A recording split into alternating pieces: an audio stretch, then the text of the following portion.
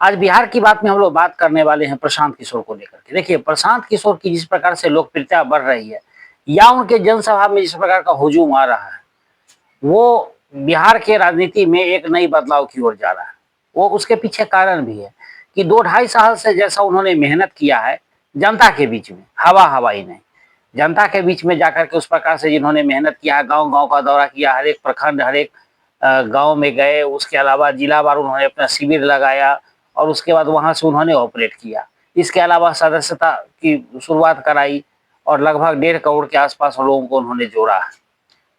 तो 1.5 करोड़ जोड़ने का मतलब है कि उसको अगर एक परिवार से अगर मुख्य लोग को जोड़ लिया जाए तो लगभग 5-6 करोड़ वोट पर उनकी नजर है। लेकिन इतना आसान नहीं होता है कहना। वो तो सदस्यता हर कोई भी चलाते हैं, हर पार्टी का काम है सदस्यता चलाना।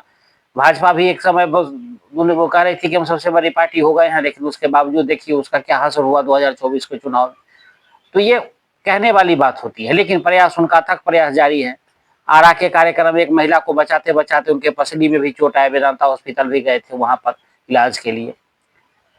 और दूसरी बात है कि जिस प्रकार से और अन्य पार्टियों के लोग भी उनके बारे में जो अपना सोच से पूछते हैं, तो उनको यही मिलता है कि प्रशांत किशोर इस बार कुछ ना कुछ खेला करें। और उनका फोकस जो होता है वो दोनों गठबंधनों के लिए होता है, किसी एक पर आश्रित वो नहीं रहते हैं, वो दोनों को कोसते हैं, चाहे वो महागठबंधन हो या एनडीए हो, वो किसी को बकसने के मूड में नहीं है। महागठबंधन में खास करके वो तेजस्वी पर ज्यादा वो रहते हैं हावी, तेजस्वी को ज्यादा मतलब कोसते हैं। और एनडीए गठबंधन में सबसे ज्यादा वो जो है वो नीतीश कुमार पर उनका निशाना होता है। अब तो थोड़ा बहुत बीजेपी भी निशाने पर उनके प्रदेश अध्यक्ष दिलीप जायसवाल को लेकर के जो खुलासे करने में लगे हुए हैं, तो इस प्रकार के होता है।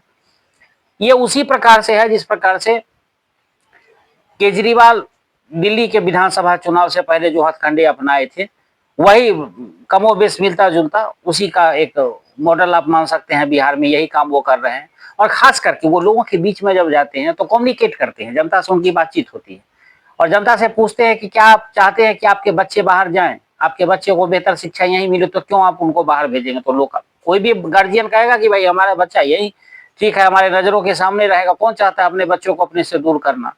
तो ये सब बातें जो है ना, ये बातें लोगों को ज्यादा अपील कर रही है।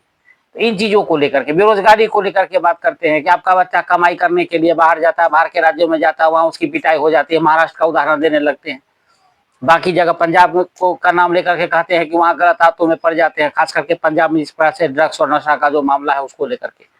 तो इन तमाम चीजों पर वो फोकस करते हैं और लोग को अपील भी करता है कि लोग को लगता है कि नहीं बहुत सही बात कर रहे हैं। आप लोगों से पूछेंगे तो कहेंगे नहीं एकदम सही बात करो और यही होना चाहिए। तो कम्युनिकेट कर पा रहे हैं। पहले धीरे उतनी भीड़ नहीं जुटती थी, लेकिन विगत 1.5 महीनों में जिस प्रकार से बदलाव आया है, 1 से 1.5 महीनों में, वो काफी जो है वो उनके लिए उनका सराहनीय काम जो है उनका दिख रहा है और उनकी मेहनत रंग ला रही है। अब आप देखिए उनका ये भी, आप कई विशेषज्ञ कहते हैं कि वो डबल डिजिट में नहीं जाएंगे, कुछ लोग कहते हैं कि 30 से 40 सीट जीत लेंगे, कुछ लोग कहते हैं कि महागठबंधन को हरा देंगे, कुछ लोग का मानना है कि नहीं एनडीए को भी नुकसान पहुंचाएंगे। नुकसान तो दोनों गठबंधन को पहुंचाने जा रहे हैं, चाहे जैसे भी हो, नुकसान तो पहुंचाएंगे। अगर वो जातीय क्वेश्चन के हिसाब से सीटों का बंटवारा कर दिए, जैसे महागठबंधन और एनडीए गठबंधन अगर उसमें टिकट देती है, तो नुकसान दोनों पक्षों को होगा, ऐसा नहीं है किसी एक को होगा। और जो त्रिशंकु विधानसभा वाली बात है वहां पर लागू हो जाएगी।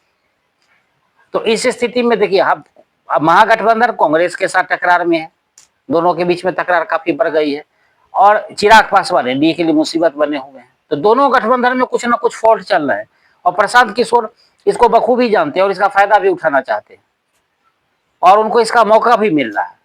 तो दोनों गठबंधन को संभाल के अगर नहीं चलेंगे तो प्रशांत किशोर उनको थोड़ा थोड़ा नहीं, बहुत ज्यादा नुकसान की ओर ले जा रहे हैं। और उनका मानना है कि अगर 125 सीटें से मुझे कम आती है तो मैं समझूंगा कि मेरी हार हुई है। 125 सीट का मतलब है पूर्ण बहुमत। वो बोलते हैं या तो हम अर्श पर नहीं तो फर्श पर। तो कुछ तो उनकी रणनीति होगी। अब नीतीश कुमार आप फ्री वाली पॉलिसी में 125 यूनिट बिजली फ्री किए ना, अगस्त महीने से वो लागू हो जाएगा, लोगों को उसका फायदा मिलने लगेगा। जिस चीज के खिलाफ थे नीतीश कुमार, मोदी अब बिहार में सिर्फ रोजगार की बात करने लगे। तो ये पलायन और बेरोजगारी का मुद्दा जो है पिछली चुनाव में तो था, इस चुनाव में भी थोड़ा बहुत अब इसका असर दिखने लगा है और ये मुद्दा धीरे धीरे बनता जा रहा है। प्रधानमंत्री फिर जमीन के नौकरी के बदले जमीन वाला मामला, आरजेडी वाला मामला उठा दिए थे, लालू प्रसाद वाला। तो अब आप समझ सकते हैं कि फिर करप्शन की बात, जंगल राज वाली बात फिर वहां आएगी, और इस बात को प्रशांत किशोर भी उठाते हैं। तो महागठबंधन पर दो तरफा वार हो रहा है। और अभी का अगर आप देखेंगे सिनेरियो, इसमें अगर आप देखते हैं तो इसमें एनडीए कहीं ना कहीं आगे है। उधर तेजस्वी की लोकप्रियता घट रही है, इधर प्रशांत किशोर की लोकप्रियता बढ़ रही है। तो किसको नुकसान होगा? महागठबंधन में भी कलह कलह तो दोनों जगह जो मैंने बताया। लेकिन एनडीए जिस प्रकार से अपना काम कर रही है, क्योंकि इनके पास अभी सिस्टम है एनडीए के पास, और उसका वो भरपूर लाभ उठा रही है। सिस्टम के लाभ उठाने से क्या होता है कि नई नई घोषणाएं करना, पैकेज देना और उसको लागू कर देना। लागू हो जाने के बाद जनता को लगता है कि ये सब चीज तो मिल ही रहा, नया क्या लेके आ रहे हैं। और वो सिर्फ कह रहे हैं, आज तक किया नहीं। नौकरी वाली बात जो नीतीश कुमार के सामने तेजस्वी कहते कि हमने नौकरी दिया, तो नीतीश कुमार ने कल प्रधानमंत्री की रैली में उसको भी खारिज कर दिया कि ये हमने दिया, उनका कुछ नहीं किया हुआ। ये एनडीए के टाइम में ही ये चीजों का जो है प्लान पहले तैयार हो गया था। तो वो भी एक तेजस्वी का हथियार था, वो भी खत्म हो गया।